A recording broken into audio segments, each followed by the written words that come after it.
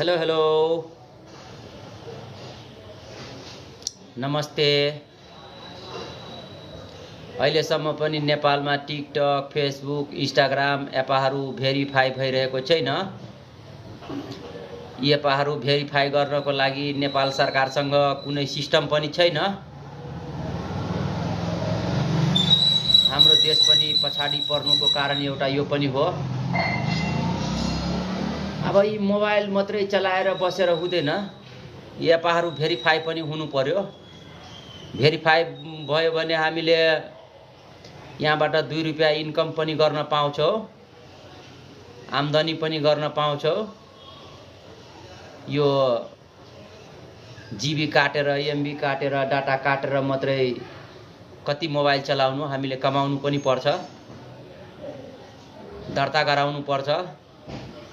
अहिले कुनै पनि फेसबुकमा, इन्स्टाग्राममा, ट्विटरमा मोनेटाइजेसन भइरहेको छैन।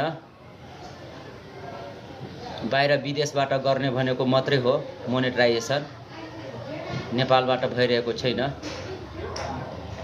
यति कुराको हामीले ख्याल राख्नुपर्ने हुन्छ। चारैतिर भिडियो हेर्दै बस्ने होइन। हेलो बिष्ट, के छ हाल खबर? ठिकै छ यार, बाँचिरहेछ।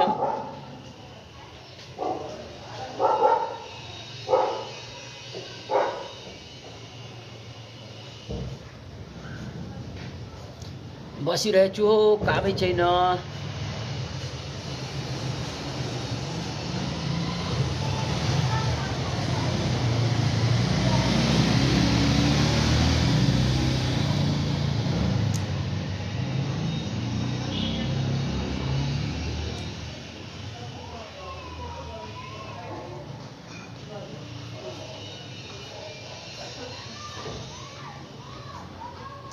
Hello hello